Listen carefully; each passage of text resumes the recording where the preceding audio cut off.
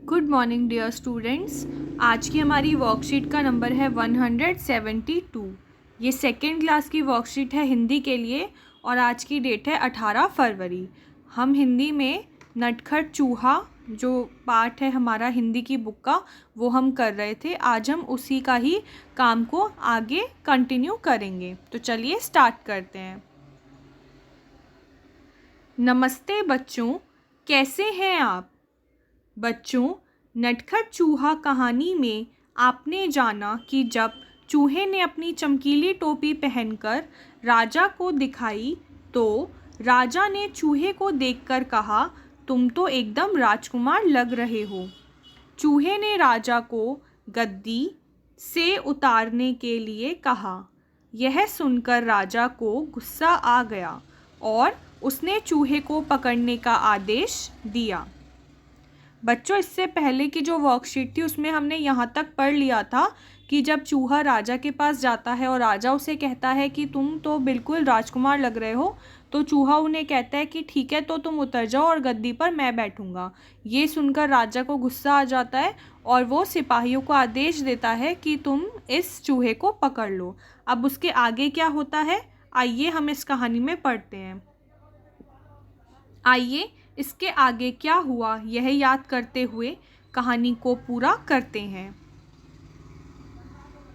प्रश्न संख्या 1, नीचे दी गई पंक्तियों को बोलकर पढ़िए और कहानी के आधार पर खाली स्थान भरिए। अब नीचे हमें जो बाकी की कहानी है बची हुई वो दी गई है, हमें उसको पढ़ के और कहानी को याद करते हुए उसमें जो खाली स्थान है उनको भरना है। सबसे पहले है, चूहे ने अपनी कमर पर डैश रखकर कहा। क्या रखकर कहा बच्चों? हाथ रखकर कहा। यहाँ पर क्या आएगा? हाथ आएगा। ह पे आका डंडा और थ। चूहे ने अपनी कमर पर हाथ रखकर कहा, रातों डैश मैं आऊँगा। रातों रात, तो यहाँ पर क्या आएगा बच्चों? रात। र पर आका डंडा और त, रात। रातों रात मैं आऊँगा अपनी, रातों रात मैं आऊँगा अपनी सेना लाऊंगा। यहाँ पर क्या आएगा बच्चों? सेना। स पर एक ही मात्रा और न पर आका डंडा, सेना। सेना लाऊंगा तेरे कान कुतरूंगा। तो यहाँ पर क्या आएगा बच्चों? कान। तेरे कान कुतरूंगा। राजा ने सोचा, चूहों की फौज तो पूरे महल को तहस नहस कर देगी। तो यहाँ पर क्या आएगा बच्चों? यहाँ पर आएगा महल। महल, महल।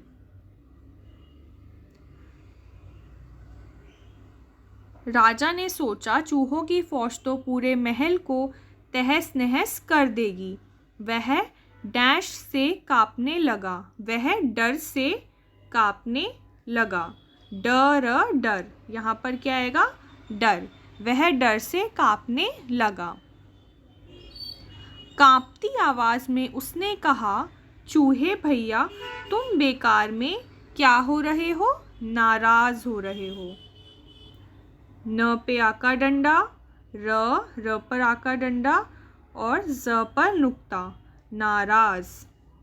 तुम बेकार में नाराज हो रहे हो। मैं अभी गद्दी से उतरता हूँ। यहाँ पर क्या आएगा? गद्दी। ग, द के नीचे दोबारा द और बड़ी की मात्रा, गद्दी। मैं अभी गद्दी से उतरता हूँ और तुम शौक से जितनी देर चाहो इस पर बैठ सकते हो। चूहा बहुत खुश हुआ। यहाँ पर क्या आएगा बच्चों? खुश। ख पर ऊ की मात्रा और श, खुश। चूहा बहुत खुश हुआ। शान से सिंहासन पर बैठ गया। अब यहाँ पर क्या आएगा बच्चों? यहाँ पर क्या आएगा? सिंहासन।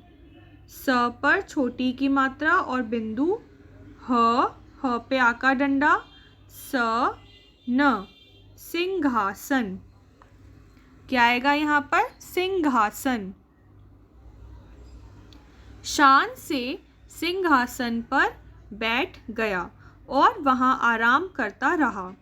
रात जब काफ़ी बीत गई, वह अपने डैश को, वह अपने घर को, घर को चल दिया। उसने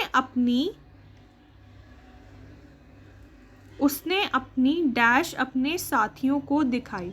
तो उसने क्या दिखाया था बच्चों? उसने अपनी टोपी अपने साथियों को दिखाई थी।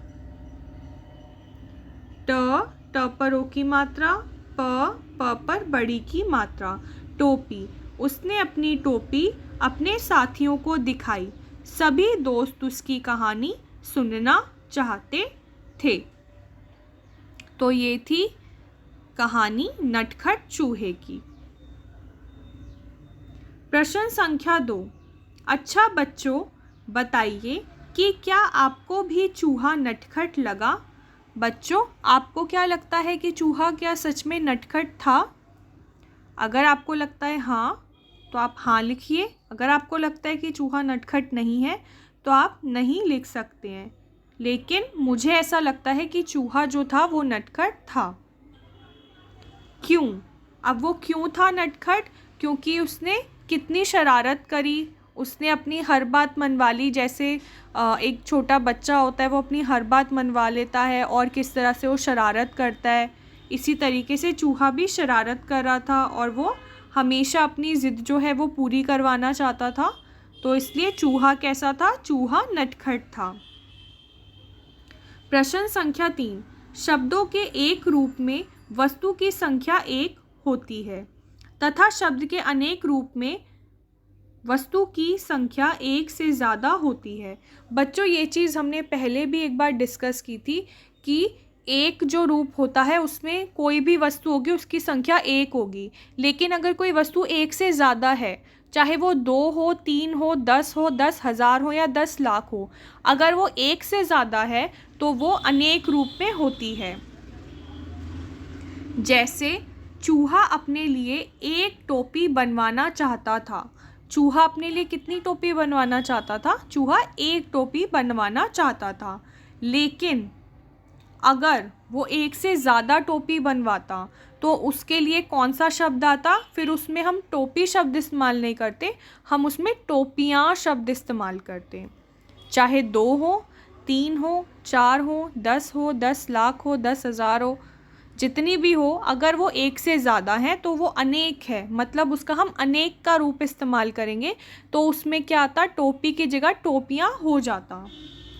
यदि वह अपने साथियों के लिए भी टोपी बनवाता तो उसे अनेक टोपियाँ बनवानी पड़ती। देखो यहाँ पर जो शब्द है वो चेंज हो गया। टोपी जो था वो एक रूप था और टोपियाँ जो हैं वो अनेक रूप हो गया।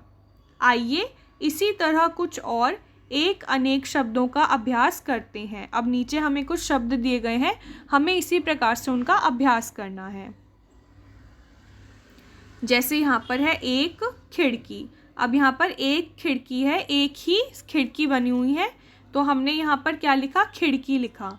लेकिन यहाँ पर क्या है बच्चों? यहाँ पर एक से ज़्यादा खिड़कियाँ हैं, तो इसलिए इसको क्या बना दिया? अनेक खिड़कियाँ। अब देखो बच्चों, खिड़की से खिड़कियाँ बनाने का जो शब्द बदलने का जो तरीका है वो भी आप देख लीजिए। देखो, खिड़की, खिड़की में क पर जो है वो बड़ी की मात्रा लग रही है, लेकिन जब हम अनेक रूप बनाते हैं, खिड़की का खिड़कियाँ बनाते हैं, तो क पर जो मात्रा है वो क्या हो जाएगी? वो बदल जाएगी। क पर बड़ी की मात्रा की जगह छोटी की मात्रा आ जाएगी। और य पर आ का डंडा और चंद्र बिंदु, ये जो या है ये हमेशा जुड़ता है। जो भी शब्द जिसके अंत में बड़ी की मात्रा आ रही है वो इसी प्रकार से चेंज होता है। जैसे यहाँ पर है, यहाँ पर आपको एक तितली का चित्र दिख रहा है, ये एक है तो हमने इसके लिए क्या लिखा? एक तितली। लेकिन यहाँ पर एक से ज़्यादा तितलियाँ हैं तो इसके लिए हम क्या लिखेंगे? तितलियाँ। और तितलियाँ हम कैसे लिखेंगे? जैसे यहाँ पर तितली लिखा है तो हमने जो ये है शुरुआत का जो है हमने ठीक से लिख दिया, और यहाँ पर जो था छोटी ई की मात्रा थी, तो बड़ी ई की मात्रा थी, बड़ी ई की मात्रा की जगह हमने ल पर छोटी ई की मात्रा लगा दी, और इसके बाद इसके साथ यहाँ जो है ये जोड़ दिया। तो ये क्या बन गया बच्चों? ये बन गया तितलियाँ।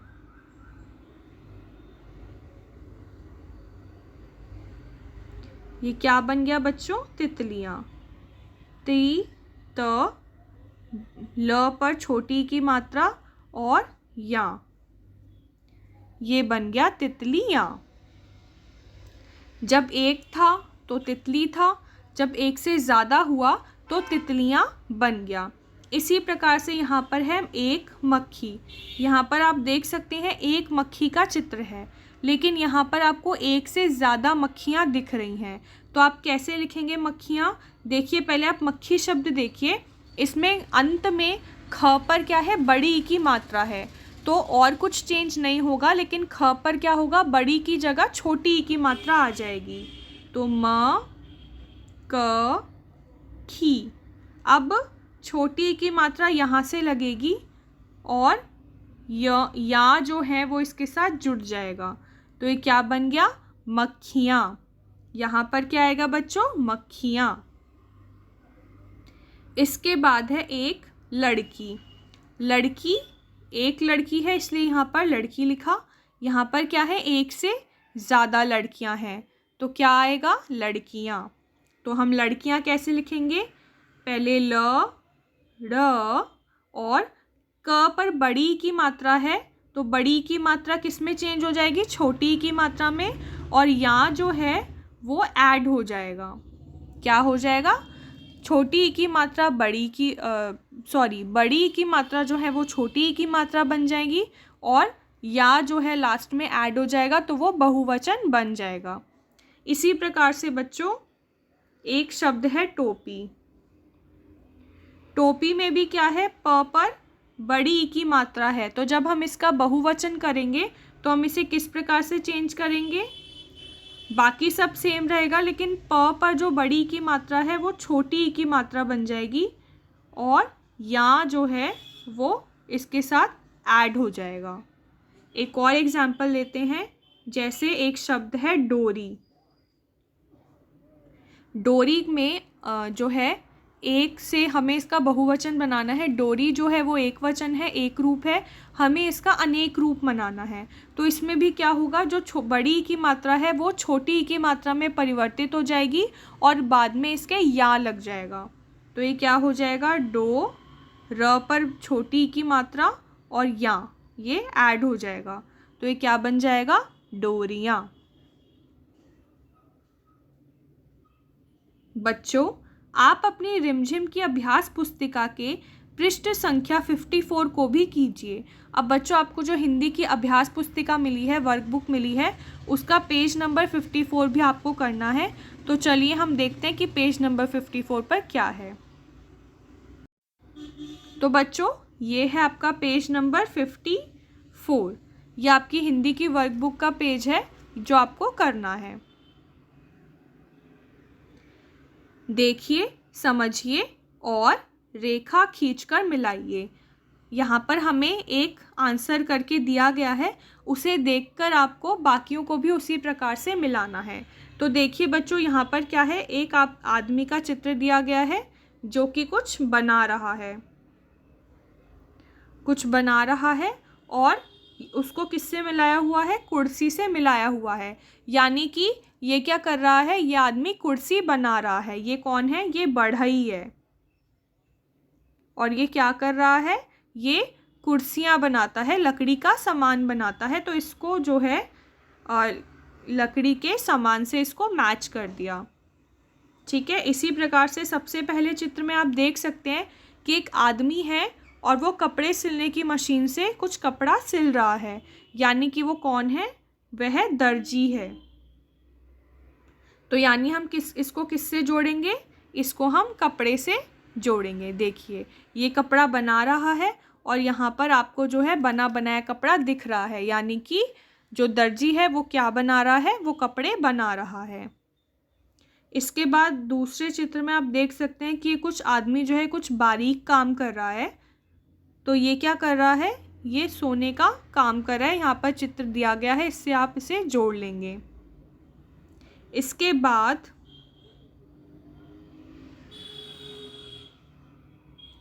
यहाँ पर देखिए आपको एक व्यक्ति दिख रहा है और इसने हल उठा रखा है। तो इसका मतलब ये है कि ये किसान है और ये हल जोतने जा रहा है। तो ये हल जोतने कहाँ पर जाएगा, अपने खेत में जाएगा। तो इसको हम खेत से जोड़ देंगे। इसके बाद आप देख सकते हैं कि एक आदमी है और ये मिट्टी के बर्तन बना रहा है। तो इसको हम बर्तन जो मटका है उससे जोड़ देंगे। तो ठीक है बच्चों, ये आपकी वर्कशीट थी पेज नंबर 54 की। ये आपको अपनी वर्कबुक में ही करनी है। अब हम वापस से अपनी वर्कशीट पर चलते हैं। अभिभावकों के लिए सुझाव। बच्चों को बताइए कि अपने सपनों को पूरा करने के लिए पूरी लगन और निष्ठा से मेहनत करनी चाहिए। अपने हाथों को साबुन व पानी से नियमित रूप से धोएं। तो ये आपकी आज की वर्कशीट थी बच्चों। सभी बच्चे ये वर्कशीट करके और ये काम अपने व्हाट्सएप ग्रुप पर अपना टीचर को भेज देना। तब तक के लिए बाय बाय बच्चों।